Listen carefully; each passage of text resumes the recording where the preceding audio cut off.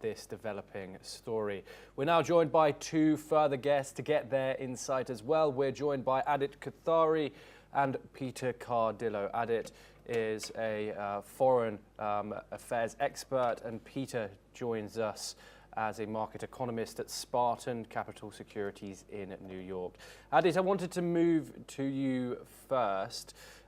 Many people are saying that even if nothing does come out of this summit in Alaska, that Vladimir Putin has already won. Does this signal Russia's diplomatic return to the global stage?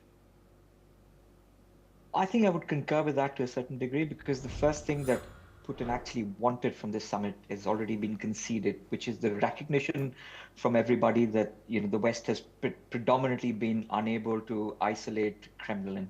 I mean, all the efforts to sort of isolate them globally has, I wouldn't say failed dramatically, but has failed to a certain degree, which is why the West is now forced to have some sort of negotiations with Putin to ensure that peace talks can be progressed with.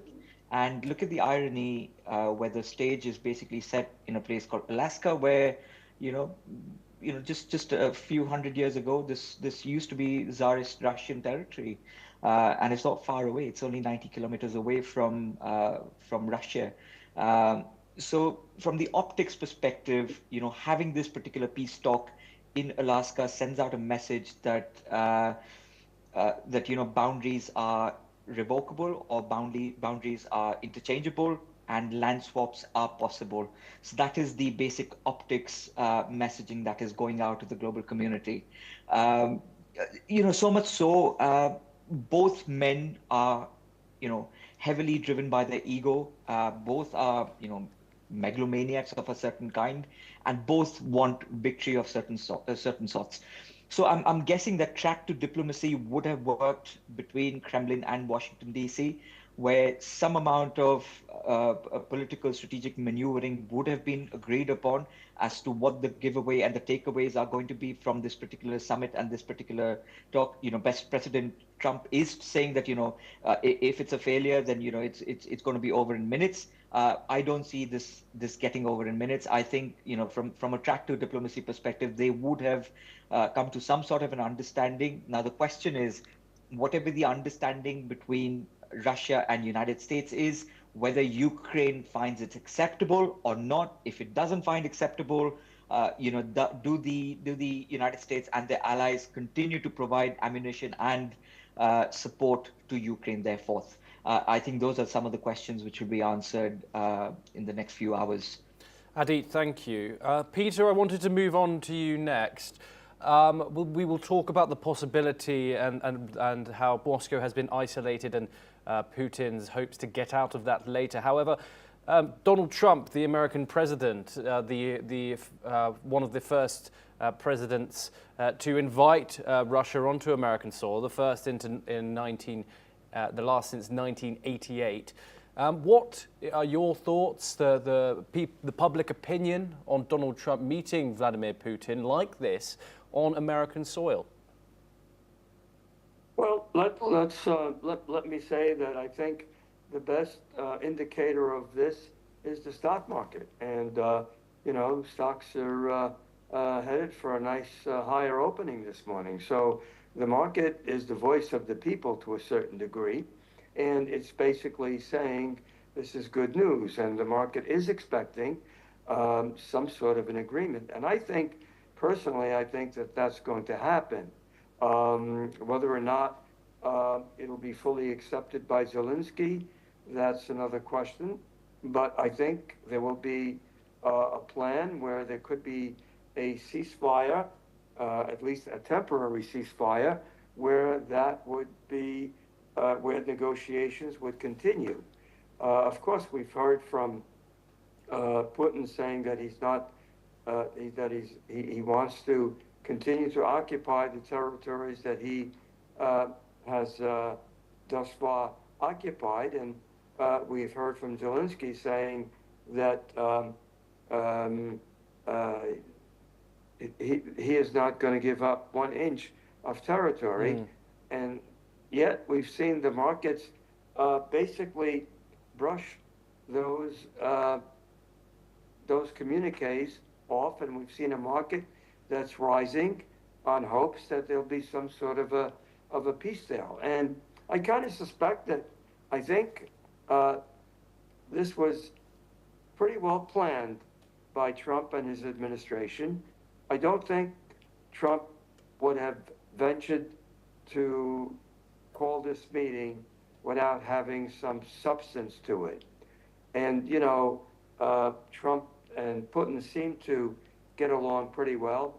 Yes, there's been somewhat of a rift recently, but I'm not really sure if that rift is a true rift. And I think, you know, Putin, to a certain degree, does respect Trump. And I think he's afraid of what Trump may or may not do. And so you have two leaders that more or less think alike. And when that happens, you can make a good bet that something is probably going to happen. Yes, Peter, thank you very much. Do stay with us. Adit, I wanted to come back to you. Let's now talk about gains and concessions in these talks.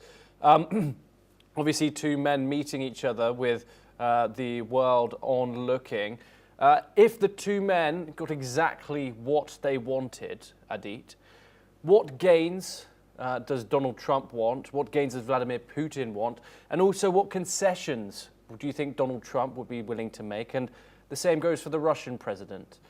Can we get a bit of an insight into what is on these two leaders' mind going into these talks?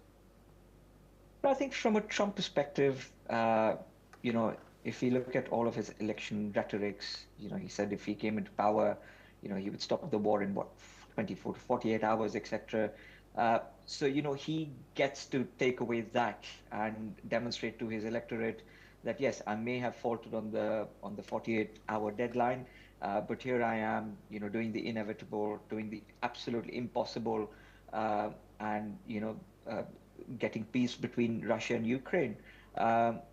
And, you know, he goes on to brag about, you know, his 6th or 7th war, whatever, you know, he claims to have stopped in the world. And then, you know, he can talk again to his Norwegian prime minister for a Nobel Peace Prize. I think those are the kind of things that Donald Trump is possibly going to take away. From a Russia perspective, I think we've also got to look at the Russian economy. The Russian economy is under some sort of stress, under some sort of pressure, because the budget deficit is on a rise. Income from their oil exports and gas exports have fallen dramatically. You know, even gas exports to Europe over last year were considerably low. So that has had some sort of a compounding effort, impact on the Russian economy, and as a consequence, you know, the cost of living, the cost of expenses of an average Russian has gone up. So there is some amount of disgruntlement against Putin within the local Russian population, which wants to see the end of this war. So with the end of this war, you know, Putin goes back to his people, and, you know, can talk about rehabilitation of Russian ties with the globe, Yes. to an extent, and you know, thereby ensure that, you know, Russia is back on the global map. Yes, we have some breaking news coming in. Thank you very much, Adit. We will be staying with us. While speaking on the meeting with Putin, Trump has said